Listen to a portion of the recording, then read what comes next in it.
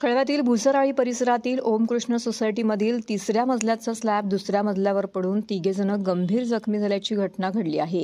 ही इमारत 35 वर्ष जुनी असल्यामुळे महापालिकेच्या प्रशासनाने तात्काळ कारवाई करून ही इमारत रिकामी केली आहे। या इमारतीमध्ये राहणाऱ्या 30 कुटुंबियांना इमारतीबाहेर काढून ही इमारत सील करण्यात आलेली आहे।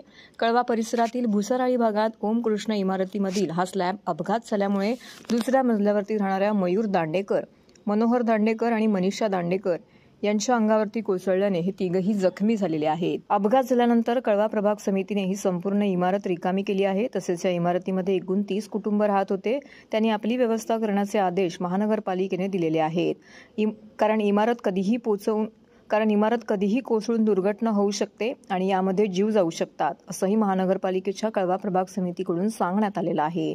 महानगरपालिकेने कारवाई करून या इमारतीच्या परिसरामध्ये धोका असल्याची पट्टी देखील लावून हा परिसर रिकामा केलेला आहे।